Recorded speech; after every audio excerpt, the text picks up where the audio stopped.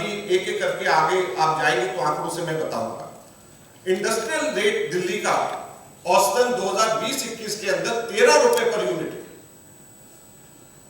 और commercial rate Delhi के अंदर 16 रुपए 9 पैसे पर यूनिट, और ये दोनों साथ साथ में हमारे डोमेस्टिक पीस सभी के सभी मिलाकर के हमारे हिंदुस्तान में सबसे ज्यादा है।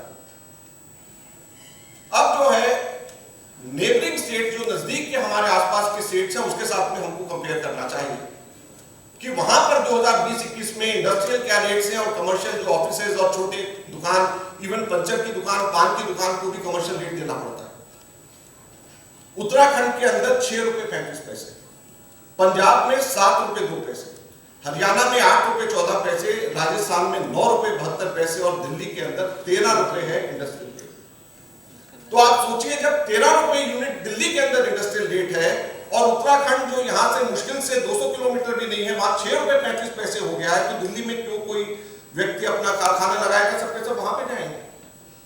पंजाब के अंदर जब इतना सस्ता है, हरियाणा में सस्ता है, 5 रुपए यूनिट फर्क है, तो दिल्ली में क्यों कोई लगाएगा? सबके सब लोग शिफ्ट हो रहे हैं। और ये आगे आने वाले जो मैं आंकड़े हैं उसमें आप देखेंगे कि किस तरीके से पिछले सालों में सब शिफ्ट हुआ है और उसका क्या इंपैक्ट है वो भी मैं आपको बताऊंगा।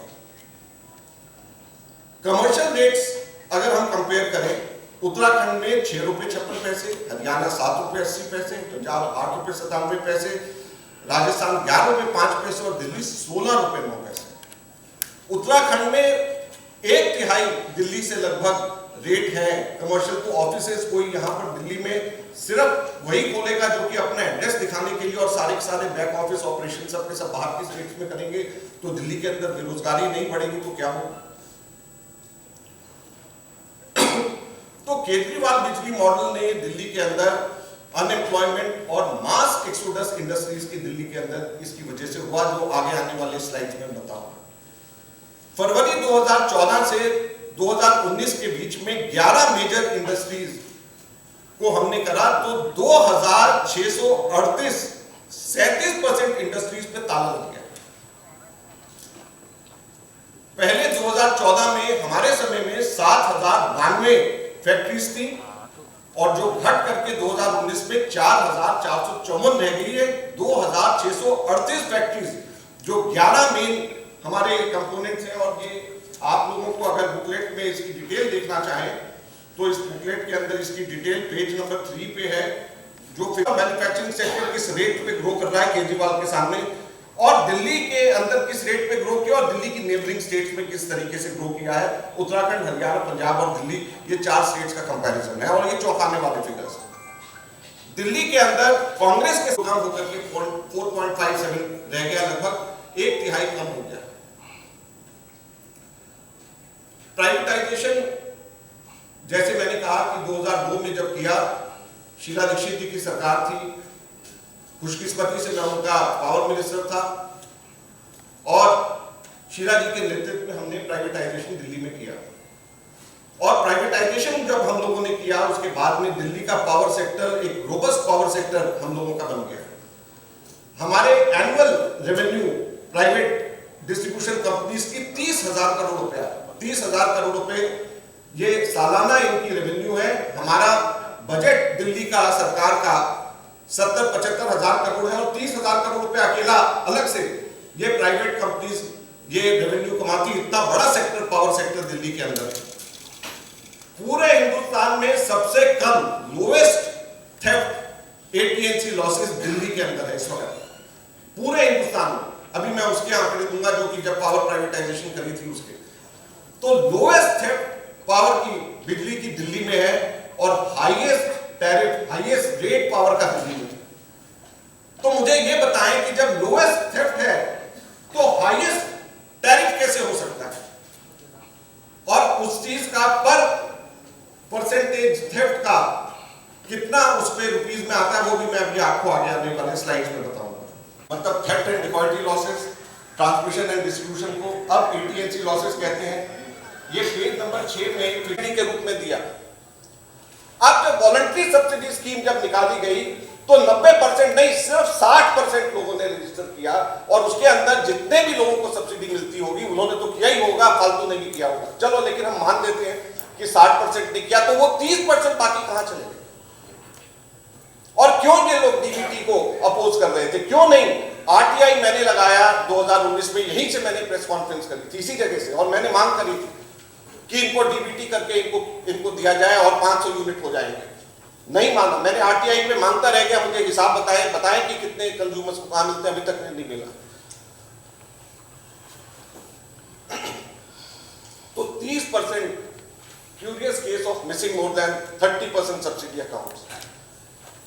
क्या डीबीटी जो अभी आने वाली है उसको ध्यान में रख करके इन्होंने वीएसएस जो वॉलंटरी सब्सिडी स्कीम निकाली है, इसका तो यही मतलब निकलता है कि इनको पता है कि केंद्र सरकार ने डीबीटी अनाउंस कर दिया, डीबीटी होना ही है, तो उस वक्त पता चलेगा कि एक्चुअल कितने हैं।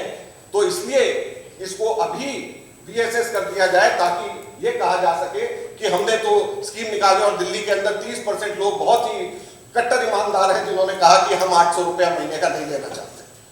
तो कौन सा ऐसा गरीब आदमी है जो 800 रुपया अपने परिवार के लिए हर महीने जो है केजरीवाल सरकार को दान के स्वरूप में दे देगा? मैं नहीं जानता था।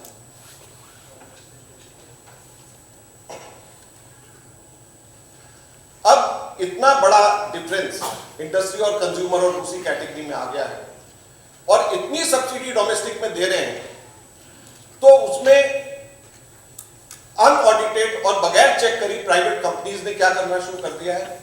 उन्होंने टोटल कंज्यूमर कैटेगरी की यूजेज में ही चेंज कर दिया। डोमेस्टिक कंजम्पशन ये कहते हैं 2015 से में 38.25% था, अब बढ़ करके 58.74% हो गया। जब जिसमें सब्सिडी मिल रही है उसका कंजम्पशन बढ़ा दिया। कमर्शियल का 19.40 से घट करके 16.79 और इंडस्ट्रियल का 10.20 रहा है। इसके अंदर दो कारण हैं। एक तो जैसे मैंने कहा कि पहले दिल्ली से बहुत बड़ी स्केल के अंदर इंडस्ट्रीज और ऑफिस शिफ्ट हो रहे हैं, तो जाहिर बात है कि कमर्शियल और इंडस्ट्रियल कम हुआ। लेकिन इसके साथ में यह भी एक कारण है कि जितनी सब्सिडी डोमेस्टिक के अंदर बढ़ रही है, ये अपनी कैटेगराइजेशन चेंज, क्योंकि कोई चेक नहीं है, कोई ऑडिट नहीं है। ये कंपनीज ये कह देती हैं कि हमारे 1 लाख मिलियन यूनिट टोटल इस्तेमाल में से 50,000 मिलियन यूनिट डोमेस्टिक में गया, तो आंख बंद करके उसको मान लिया जाता है और उसके हिसाब से सब्सिडी दे दी जाती है। और ये मैंने ईयर वाइज बताया है कि किस प्रकार से सब्सिडी, किस प्रकार से कंज्यूमर कैटेगरी के अंदर परसेंटेज में चेंजेस हुई हैं। और ये लास्ट स्लाइड है जिसमें मिलियन यूनिट्स किस प्रकार से कंज्यूमर कैटेगरी के अंदर चेंजेस हुई हैं ओवर द ईयर्स, ये इसमें दिखाया। तो ये केजरीवाल साहब की बिजली मॉडल है जिसने बेरोजगारी को जन्म दिया दिल्ली में, जिसने दिल्ली के अंदर व्यापक भ्रष्टाचार, बड़ा स्पष्ट जो है बिजली की सब्सिडी के अंदर 30% मिसिंग, गायब जो बेनिफिशियरीज हैं उनका केस है। और मैं भारत सरकार से, हम लोग कांग्रेस पार्टी मांग करती है इस पे सीबीआई की जांच कराई जाए कि वो 30% कहां गए जिनकी सब्सिडी इन लोगों ने लिया है, जिसके नाम पे सब्सिडी ली गई है, जब केवल 60% लोग ही अगर रजिस्टर अभी हुए हैं। और ये कहते थे कि 90% दिल्ली के अंदर खुद मनीष सिसोदिया का बजट के ऊपर भाषण था कि 90% लोगों को हम सब्सिडी देते हैं। 90% को सब्सिडी आप देते हो, अब जब रजिस्ट्रेशन की बात आई तो केवल 60% लोगों ने कराया। तो ये हिंदुस्तान के अंदर इतना बड़ा स्कैम इन लोगों ने प्राइवेट कंपनीज को अनऑडिटेड पैसे देते हुआ किया, इससे बड़ा भ्रष्टाचार का कोई इवेंट नहीं हो सकता है। बहुत बहुत धन्यवाद।